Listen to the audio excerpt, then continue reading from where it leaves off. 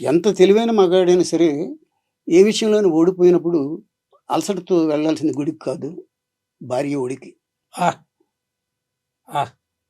అంటే ఇలాంటి ఏమి కొటేషన్స్. కొటేషన్స్ ఇస్తున్నారండి. ఓ! ఆ తర్వాత ఇంకోటండి, నాన్న ప్లేసు చాలా తక్కువ చేసి మాట్లాడుతుంటారు కదా! కొటేషన్స్‌లో చాలామంది రియాక్షన్ నాకు ఇప్పుడు కూడా నేను రాస్తుంటే సరదాగా అప్పుడప్పుడు ఇట్లా కాయినింగ్ చేసిన పదాలను ఎంత ఇష్టపడంటే, ఎప్పుడూ అమ్మకి అమ్మకి ఒక భాగం, ఒక అవయవం బయటకొచ్చింది. అంతే తప్ప అవును. అంతకు మించి ఇంక డిఫైన్ చేయలేను. ఎప్పుడూ ప్రేమిస్తూనే ఉంటది. అయితే తండ్రి చాలా తొందరగా శత్రువు అయిపోతాడు. ఎందుకంటే కరెక్ట్ చేయడానికి ట్రై చేస్తాడు. సో, దీని మీద నేను పర్టిక్యులర్‌గా ఏం రాశానంటే, ఒక పైగా కూతుళ్ళకి తండ్రి అంటే చాలా ఇష్టం ఉంటది. దాని మీద ఏదైనా రాయండి సార్ అంటే, పెళ్ళైన కూతురు ఇంటికొచ్చినప్పుడు తండ్రి అడిగాడు, "నీకు నీ భర్త అంటే ఇష్టమా? నేనంటే ఎక్కువ ఇష్టమా?"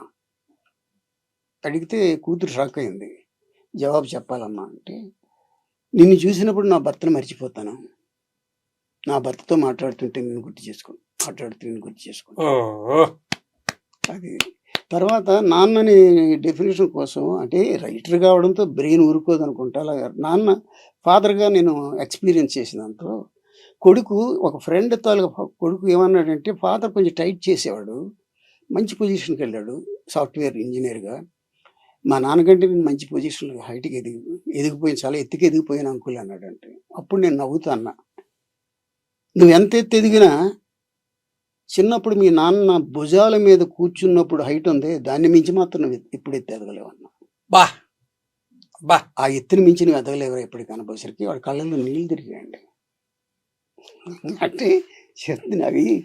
సో, ఇప్పటికి కూడా బ్రెయిన్‌కి అలా పని కల్పిస్తూనే ఉంటాను. చేస్తూనే ఉంటా. అయ్యో!